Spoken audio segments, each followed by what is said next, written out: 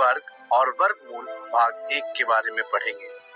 आज के इस वीडियो में हम सबसे पहले यह जानेंगे कि वर्ग संख्या क्या होते हैं। इसके बाद हम यह सीखेंगे कि वर्ग संख्या या फिर कहें तो पूर्ण वर्ग संख्या के गुण क्या क्या होते हैं। तो आइए आज का पाठ्यक्रम शुरू करते हैं। सबसे पहले मैं आपको मोहन से मिलवाना चाहूंगा। मोहन भी आपकी तरह कक्षा 8 का विद्यार्थी है। वह यह अपने कक्षा का मॉनिटर भी है। आज इसकी कक्षा में एक छोटा सा कार्यक्रम होना है और इसके कक्षा में इसके स्कूल के प्रधानाचार्य व अन्य अध्यापक भी आने वाले हैं। उनके लिए इसे कुल 9 कुर्सियां अपनी कक्षा में सजाने हैं, मगर इसे यह वर्ग के आकार में सजाने हैं। तो आइए देखते हैं मोहन ने इन्हें किस प्रकार सजाया है। सबसे पहले मोहन ने पहली 3 कुर्सियों को एक के पीछे एक सजाया। वह उसके बगल में अगली 3 कुर्सियों को व उसके बगल में अगली 3 कुर्सियों को। तो हो गए ना कुर्सियों की सजावट वर्ग के आकार में।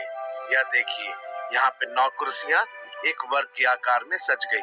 जिस प्रकार हमने बहुभुज वाले पाठ में वर्ग के बारे में पढ़ा था, उसी प्रकार संख्याओं में भी वर्ग होते हैं। किसी संख्या को जब हम उसी संख्या से गुना करते हैं तो गुना करने पर जो गुणनफल प्राप्त होता है उस संख्या को हम वर्ग कहते हैं। जैसे 3 गुना 3 9 हुआ, तो 9 3 का वर्ग संख्या होता है। 3 का वर्ग हम कुछ इस प्रकार भी दर्शा सकते हैं। अगर किसी प्राकृत संख्या को दूसरे प्राकृत संख्या के खुद से ही गुना कर हम कुछ इस प्रकार दर्शा सकते हैं, तो उस प्राकृत संख्या को हम दूसरे प्राकृत संख्या का वर्ग संख्या या पूर्ण वर्ग संख्या कहते हैं। आइए अब हम कुछ वर्ग संख्या एवं पूर्ण वर्ग संख्याओं की सूची देखें। यहाँ पर हमने सारी प्राकृत संख्याएं लिख रखी हैं व इनके सामने हमने इनके वर्ग संख्याएं लिख रखी हैं। इस सूची में आप यह देख सकते हैं कि संख्या 1, 9 व 11 के वर्ग संख्या के इकाई स्थान पर 1 है। आइए अब हम पूर्ण वर्ग संख्याओं के कुछ ऐसे ही गुणों के बारे में जानें। वह प्राकृत संख्या जिसको खुद से गुना कर हमने उस संख्या के वर्ग संख्या को प्राप्त किया है, उस वर्ग संख्या के अगर इकाई स्थान पर 4 है तो उस संख्या के इकाई स्थान पे या तो 2 होगा या फिर 8।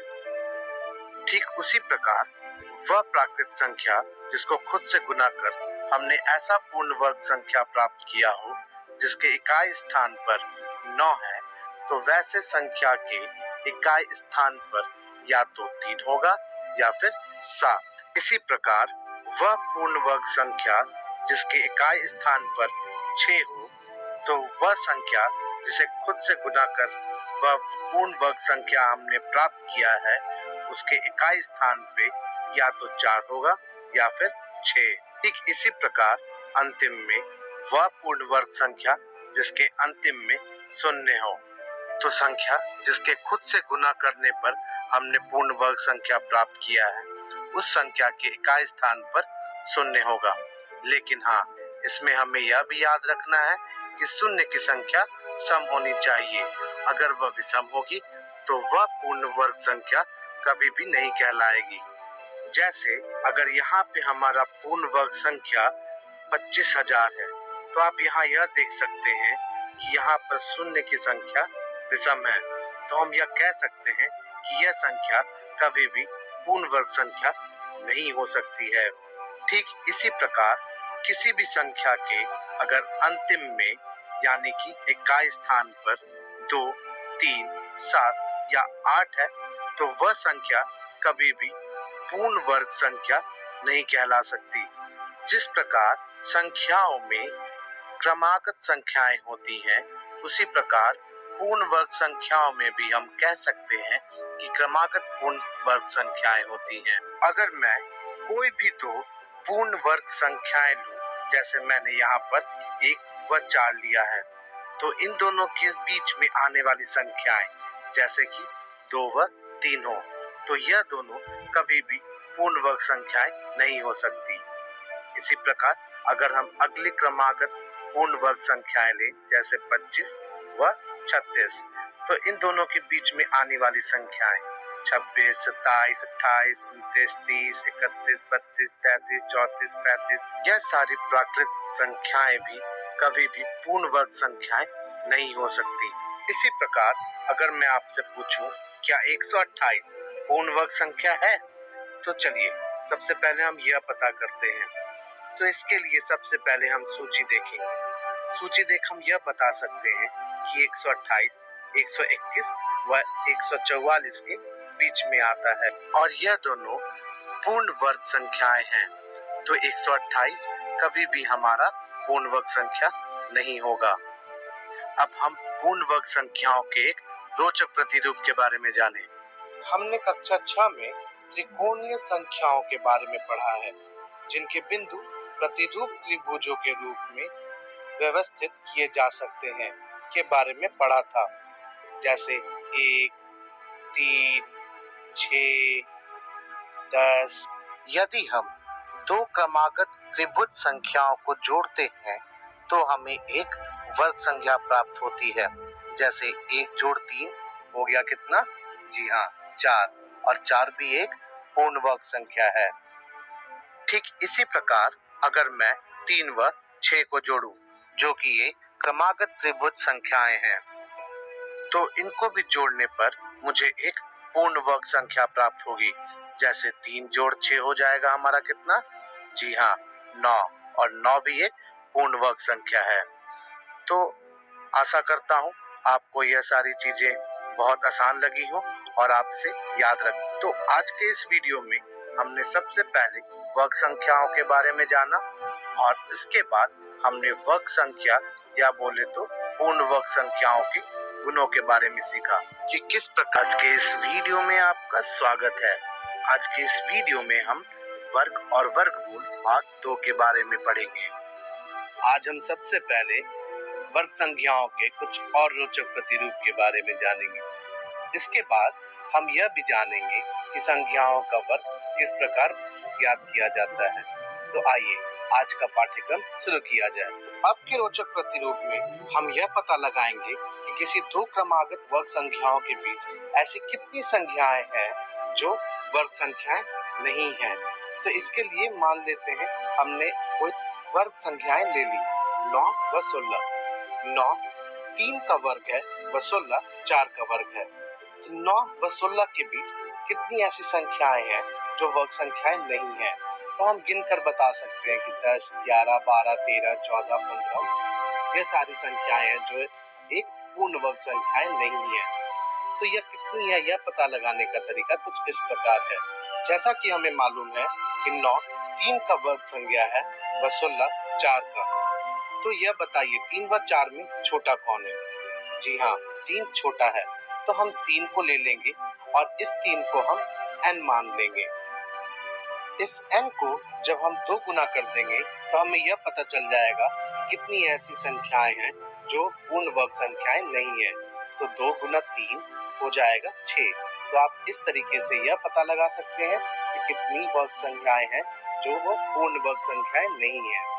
इसी प्रकार अगर मैं आपसे पूछूं कि 144 व 169 के बीच में ऐसी कितनी संख्याएं हैं जो पूर्ण वर्ग संख्याएं नहीं है, तो इसके लिए हम दोबारा यह देखेंगे कि 144 व 169 12 व 13 का पूर्ण वर्ग संख्या है। 12 जो कि 13 से छोटा है उसे हमें क्या मानना है? n। n मानने के बाद हम क्या करने वाले हैं उसे 2 गुना। तो 2 गुने 12 कितना हो जाएगा?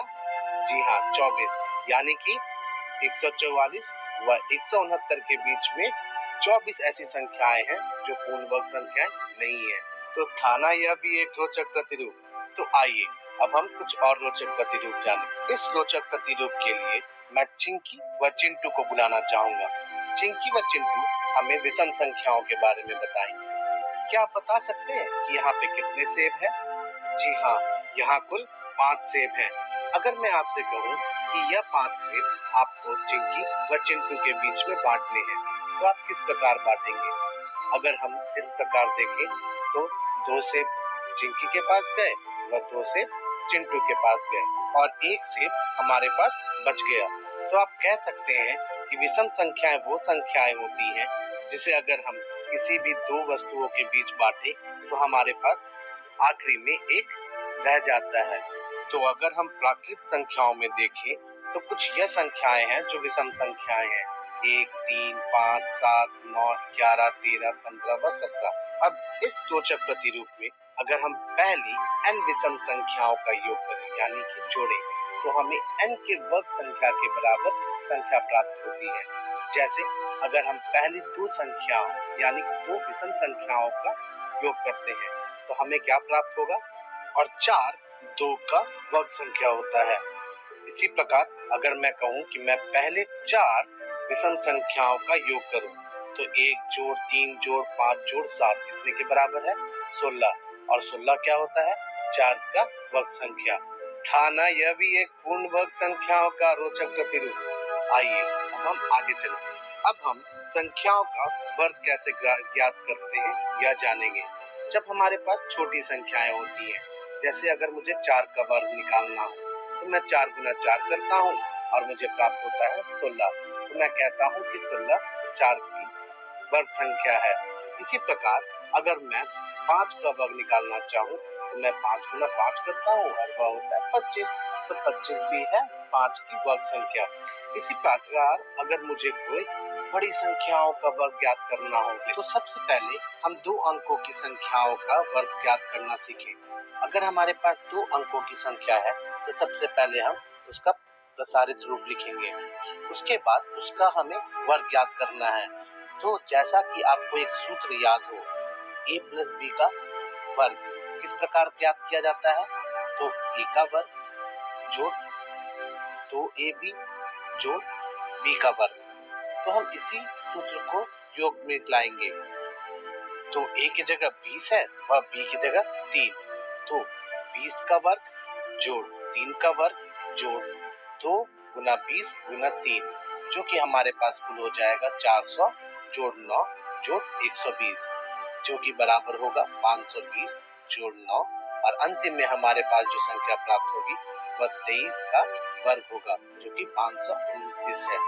यह तो 2 अंकों के लिए हम यह सूत्र को अपना सकते हैं, मगर अगर हमारी संख्या 2 अंकों से ज्यादा की है तब हम क्या करें, तब हम विकर्ण तरीका अपना सकते हैं। विकर्ण तरीके में हम सबसे पहले यह देखते हैं कि जिस संख्या का हमें वर्ग ज्ञात करना है उसके कितने अंक हैं। जैसा कि मैंने यहाँ पे 256 लिया है, तो 256 में हुए कुल 3 अंक। तो अब हम एक वर्ग बनाकर 3 से कम, 1 कम यानी कि 2 बराबर दूरी पर लंबवत रेखाएं बनाएंगे। इसी प्रकार 2 क्षैतिज रेखाएं भी बराबर दूरी पर बनाएंगे। इस दौरान हमने एक वर्ग को कई छोटे छोटे वर्गों में बदल दिया। अब हम हर छोटे वर्ग को उनके विकर्ण बना देंगे। तो इस प्रकार हम जितने भी हमारे छोटे वर्ग हैं सबके अपने अपने विकर्ण बना दिए। अब हम दी हुई संख्या के अंकों को लंबवत रेखा के ऊपर बाईं ओर से लिखेंगे और क्षैतिज रेखा के बाईं ओर से नीचे की ओर लिखेंगे।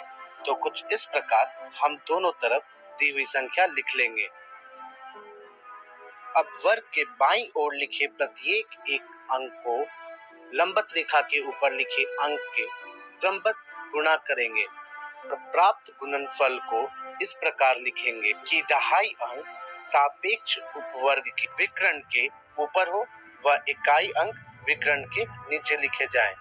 तो जैसे 2 गुना 2 हो गया 4, तो 0 हुआ दहाई पे तो मैंने 0 को विकर्ण के ऊपर लिखा, व 4 हुआ इकाई पर तो मैंने 4 को विकर्ण के नीचे। इसी प्रकार हम वर्ग के बाईं ओर लिखे प्रत्येक अंक को लंबवत रेखा के ऊपर लिखे अंक से क्रमबद्ध गुना करते जाएंगे और प्राप्त गुणनफल को उनके सापेक्ष उपवर्ग में लिखते जाएंगे। एक एक कर सारी संख्याओं को लिखते हुए हम कुछ इस तरह संख्याओं को प्राप्त करेंगे। अब दाईं ओर केस बस से नीचे वाले विकर्ण से शुरू करते हुए हम ऊपर की तरफ जाएंगे।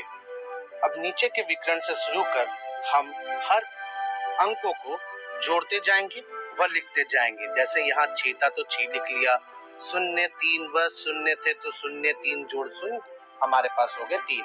इसी प्रकार 2 जोड़ 3 जोड़ 5 जोड़ 3 जोड़ 2 हमारे पास हो गए 15 और इसी प्रकार हमारे पास बाकी के भी संख्याएं आ जाएंगी। इसी प्रकार आप देख सकते हैं हमारे पास यहाँ हो गए 4 और फिर 1 जोड़ 4 जोड़ 1 हो गया 5 6 और फिर अंतिम में शून्य है तो शून्य का शून्य। तो अब हमें यह सारे योगफल प्राप्त हो जाएंगे। इन संख्याओं से हमें वर्ग ज्ञात करना है। जिन जिन संख्याओं में सिर्फ इकाई अंक है वहां पर हम उस संख्या को वर्ग संख्या के स्थानों पे एक एक कर लेते जाएंगे। जैसे कि यहाँ पर 6 था तो 6 चला गया इकाई स्थान पर।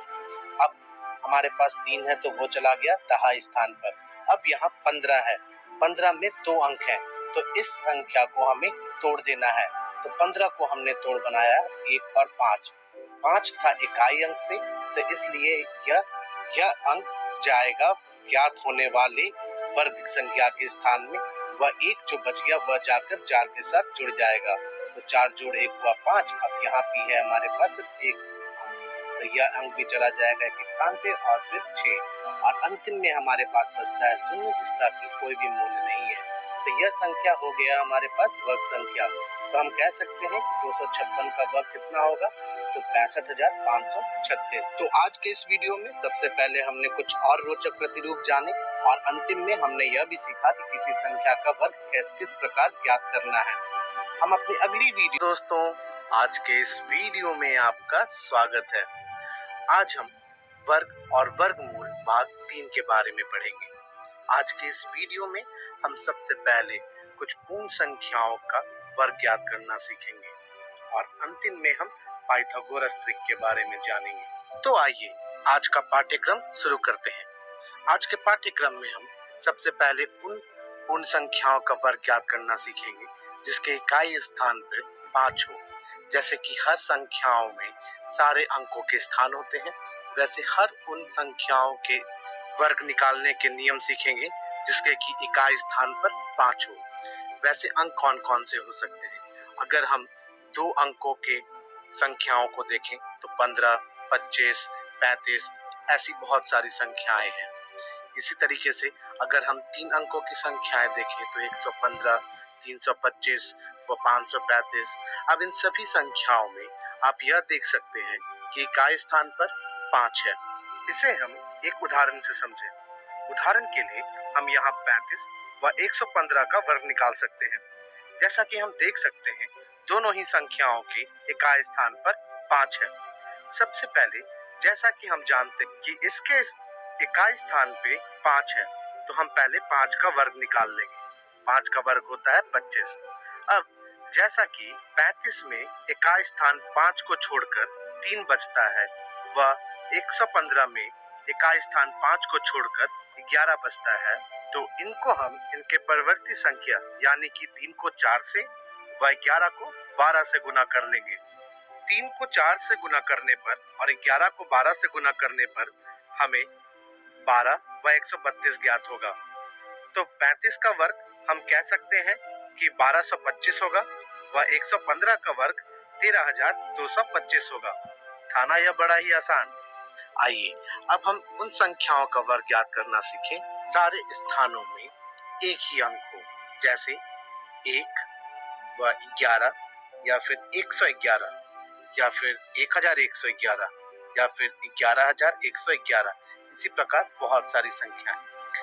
यहाँ पर उदाहरण के लिए हमने 2 संख्याएं दी हैं, 111 व 11,011। अब यहाँ आप देख सकते हैं यहाँ पे सिर्फ और सिर्फ 1 है और कोई अंक नहीं है।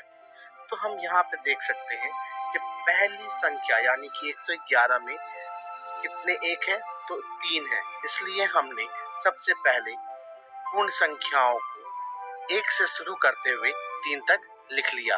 उसके बाद हम इसे उल्टे दिशा में लिख लेंगे यानी कि 3 के बाद 2 व 1। हम दोबारा 1 पर आ गए तो यह हो गया 111 का वर्ग। ठीक इसी प्रकार हम 11,111 में देख सकते हैं कि यहाँ पर 5 बार 1 अंक है। तो हमने 1 से शुरू करते हुए हमने 5 तक सारे अंक लिख लिए। उसके बाद हम उल्टी दिशा में दोबारा अंक को लिख लेंगे। वह जैसे ही 1 पर पहुंचेंगे हम रुक जाएंगे और यहाँ पर हमारे पास 11,111 का वर्ग हमें प्राप्त हो गया। यह तो कुछ ज्यादा ही आसान था। आइए, जैसा कि आपको रोचक प्रतिरूप में याद होगा कि त्रिकोण संख्याओं के रोचक प्रतिरूप में हमने यह जाना था कि अगर हम किसी दो त्रिकोणीय संख्याओं को जोड़ते हैं तो वह हमें एक वर्ग संख्या प्राप्त होती है। जैसे पहले को जोड़ दिया तो 4, व तीसरे व 6 को जोड़ दिया तो हमें मिलता था 9, और 9 3 का वर्ग संख्या है। ठीक इसी प्रकार अगर हम किसी दो वर्ग संख्याओं को जोड़ें, जैसा कि यहाँ पर उदाहरण के लिए मैंने 3 व 4 को ले रखा है। अगर मैं 3 का वर्ग निकालूं तो 3 का वर्ग होता है 9। इसी प्रकार अगर मैं 4 का वर्ग निकालूं तो 4 का वर्ग होता है 16। अगर मैं 3 के वर्ग व 4 के वर्ग को जोड़ूं तो हमारे पास कुल कितने हो जाएंगे? तो वह कुल हमारे पास 25 हो जाएंगे। और आप बता सकते हैं कि 25 किसका वर्ग होता है? जी हाँ, वह 5 का वर्ग होता है। तो यहाँ पर आपने देखा कि हमने जब दो संख्याओं के वर्गों को आपस में जोड़ा तो हमारे पास वह संख्या प्राप्त हुआ जो कि एक तीसरे पूर्ण संख्या का वर्ग है। अब इस प्रकार की संख्याओं के समूह को हम पाइथागोरस त्रिक कहते हैं। तो आइए अब हम पाइथागोरस त्रिक के बारे में जानें। पाइथागोरस त्रिक के अनुसार यहाँ पर दो समकोण त्रिभुजों में से प्रत्येक में 3 प्राकृत संख्याएं ऐसी मिली जिसमें दो छोटी संख्याओं के वर्ग का योग तीसरी संख्या के वर्ग के बराबर है। ऐसी संख्याओं के समूह को पता करने के लिए हमने एक सूत्र बनाया जहां पर की दो छोटी संख्याएं 2m व m का वर्ग, जिसमें से कि हमें एक का व्यवकलन करना है, वह दोनों का वर्ग का योग हमारे उस संख्या के वर्ग के बराबर होगा जो कि m का वर्ग व उसमें एक का योग कर हमें प्राप्त होगा। तो सूत्र के आधार पर हम पाइथागोरस त्रिक के संख्याओं का समूह कुछ इस प्रकार देख सकते हैं। आइए अब हम इनका प्रयोग सीखें कि हम किस प्रकार इस सूत्र का प्रयोग कर पाइथागोरस त्रिक के संख्याओं के समूह को ज्ञात कर सकते हैं। जैसा कि हमें मालूम है 3 संख्याओं का समूह 2m व m का वर्ग में से एक का व्यवकलन व m के वर्ग में एक का योग होगा। तो हम मान लेते हैं कि इन तीनों में से कोई एक 8 है। तो सूत्र के आधार पर सबसे पहले मैं 2m को 8 के बराबर मांगता हूँ। तो हम यहाँ से m का ज्ञात कर सकते हैं कि वह 4 के बराबर होगा। तो हम m का वर्ग में से एक का व्यवकलन करना है। तो 4 का वर्ग होता है 4 गुने 4 और एक हमें उसमें से घटाना है। तो 16 में से जब हम एक घटाएंगे तो हमें ज्ञात होगा 15, यानी कि m का वर्ग में से एक व्यवकलन कर हमें 15 मिलेगा। और ठीक इसी प्रकार m का वर्ग में एक का योग करने पर हमें 4 गुने 4 जोड़ 1 मिलेगा, जो कि 4 गुने 4 16 हुआ, जोड़ 1 हमारे पास 17 होगा। तो हम देख सकते हैं कि हमारे पास दूसरी संख्या 15 व तीसरी संख्या 17 हो जाएगी। ठीक इसी प्रकार अगर हम m का वर्ग में से एक का व्यवकलन 8 के बराबर मानते हैं तो m का वर्ग 9 के बराबर हो जाएगा। तो हम कह सकते हैं कि m 3 के बराबर है। तब m का वर्ग जोड़ 1 3 गुने 3 जोड़ 1 यानी कि 9 जोड़ 1 यानी कि 10 के बराबर होगा। और ठीक इसी प्रकार 2m यानी कि 3 गुने 2 यानी कि 6 के बराबर होगा। तो इसके आधार पर हम कह सकते हैं कि दूसरी संख्या 10 व तीसरी संख्या 6 होगी। ठीक इसी प्रकार अगर हम m का वर्ग जोड़ 1 8 के बराबर लेते हैं तो m का वर्ग 8 के एक का विकलन होगा। तो m का वर्ग 7 के बराबर होगा। तो क्या यह मुमकिन है? नहीं, इसलिए हम यहाँ पर इस सूत्र का प्रयोग नहीं कर पाएंगे। तो हमारे पास दो समूह बन गए। अगर हम 8 को 2m के बराबर मानते हैं तो हमारे पास तीन संख्याएं 8, 15 व 17 होंगी। और अगर हम m का वर्ग में से एक का व्यवकलन को 8 मानते हैं तो हमारे पास तीन संख्याओं का समूह 6, 8 व 10 होगा। और यह दोनों ही सही है। तो आज के इस वीडियो में हमने सबसे पहले कुछ और पूर्ण संख्याओं का वर्ग ज्ञात करना सीखा और अंतिम में पाइथागोरस त्रिक के बारे में जाना। हम अपनी अगली वीडियो। नमस्कार दोस्तों, आज के इस वीडियो में आपका स्वागत है। आज हम वर्ग और वर्गमूल भाग 4 के बारे में पढ़ेंगे। आज के इस वीडियो में हम सबसे पहले वर्गमूल के बारे में जानेंगे और इसके बाद हम यह भी सीखेंगे कि संख्याओं के वर्गमूल किस प्रकार ज्ञात किए जाते हैं। तो आइए आज का पाठ्यक्रम शुरू करते हैं। अगर आपके पास 40 रुपए हैं, मैं आपको और कितने रुपए दूं कि कुल आपके पास 100 रुपए हो जाएं? आपका समय शुरू होता है अब।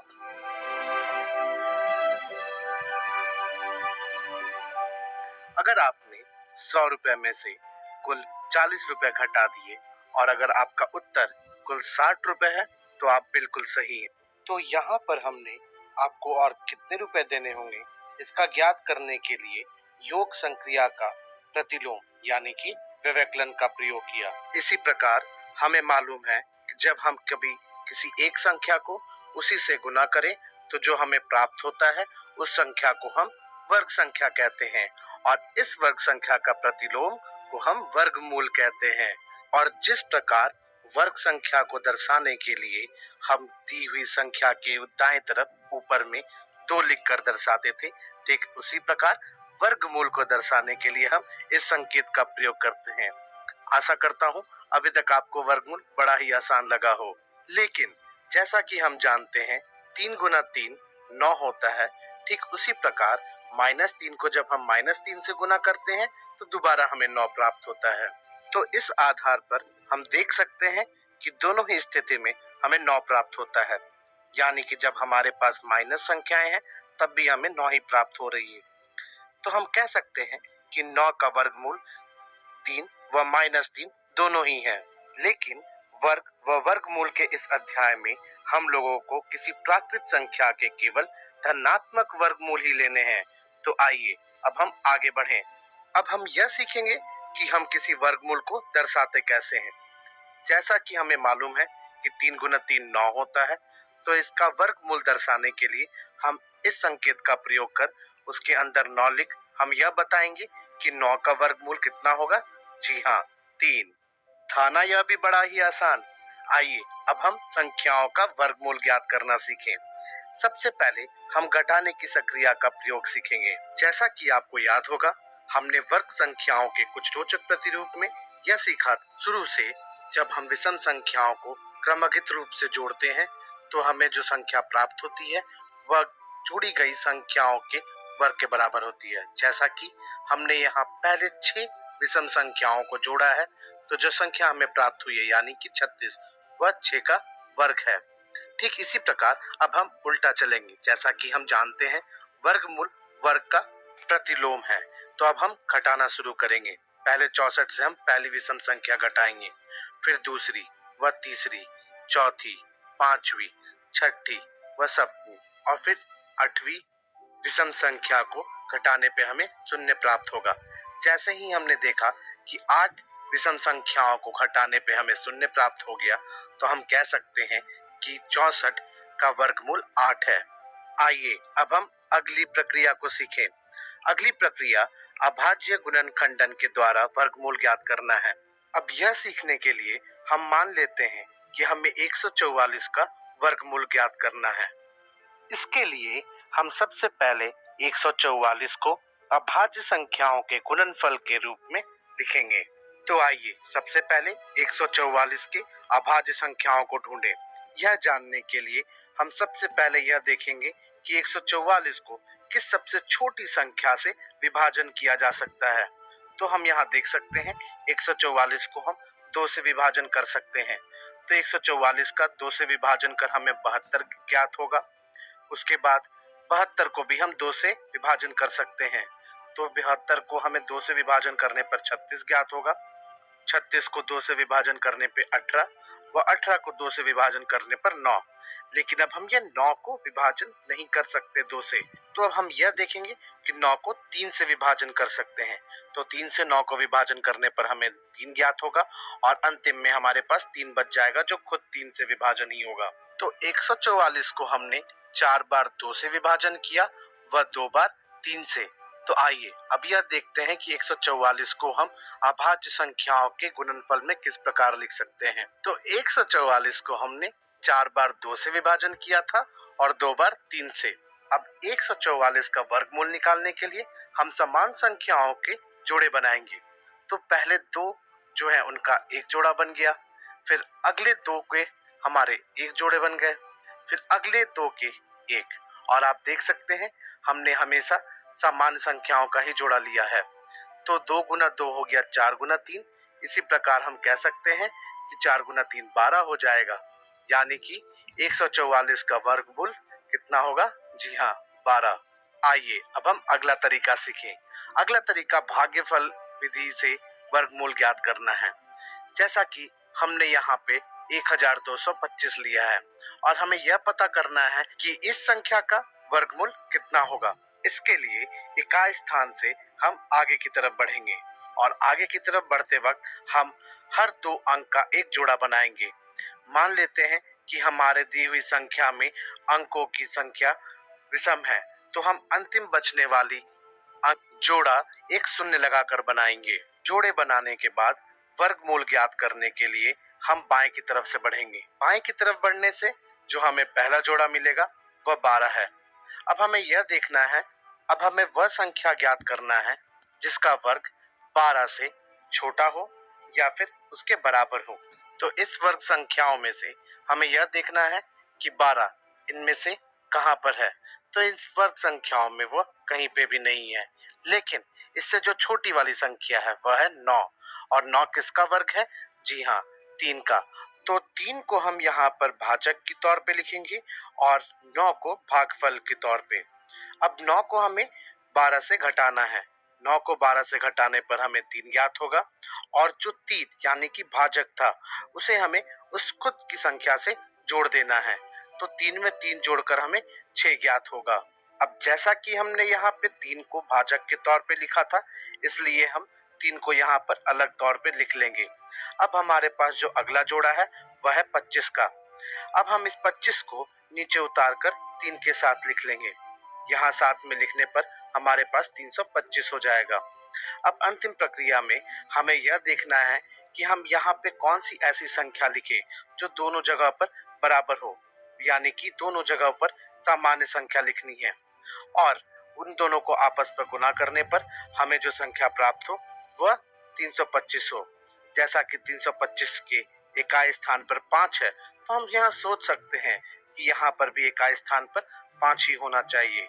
तो अगर हम 5 और 5 रखते तो हमारे पास कुल 325 आएंगे। जी हाँ, अब इसे हमें घटाने पर शून्य प्राप्त होगा और जैसा कि 5 भाजक के रूप में लिखा था हमने, तो 5 को अलग 3 के बाद लिख लिया। तो इस प्रकार 3 व 5 के साथ 35 बन हमें यहाँ पे वर्गमूल ज्ञात कर लिया। तो हम कह सकते हैं 1225 का वर्गमूल 35 होगा। आइए अब हम दशमलव संख्याओं का वर्गमूल ज्ञात करना सीखें।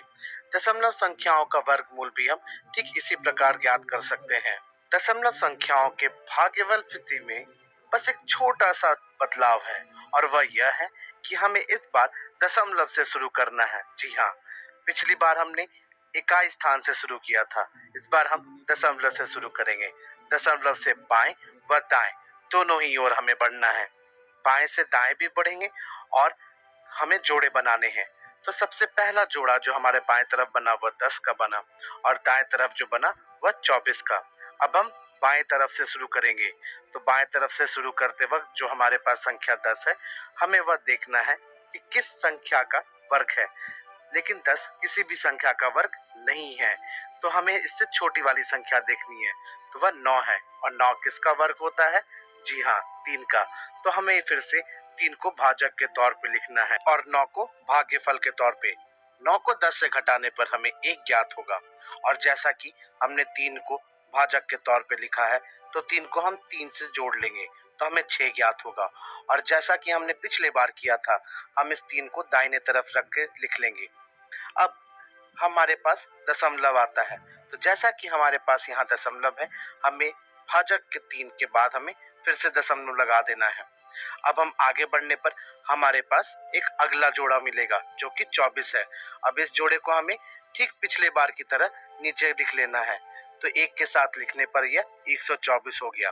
अब अंतिम प्रक्रिया में हमें वहां पर दो एक जैसी संख्या लिखनी है, जिसे कि हमें आपस में गुणन कर 124 या फिर इससे छोटी वाली संख्या ज्ञात हो। तो बताइए, क्या यहाँ पर 2 लिखकर हमें 124 मिल जाएगा? जी हाँ, 62 को 2 से गुना कर हम 124 ज्ञात कर सकते हैं और अंतिम में जो फल आएगा वह शून्य होगा। तो यहाँ पर जो 2 हमने लिखा था उसे हमने दशमलव के बाद लिख लिया। तो हम यह कह सकते हैं कि 10.24 का जो वर्गमूल है वह 3.2 होगा। तो आशा करता हूँ आपको यह बड़ा ही आसान लगा हो। तो आज के इस वीडियो में हमने सबसे पहले वर्गमूल के बारे में सीखा और अंतिम में हमने वर्गमूल ज्ञात करने के कई तरीके सीखे। हम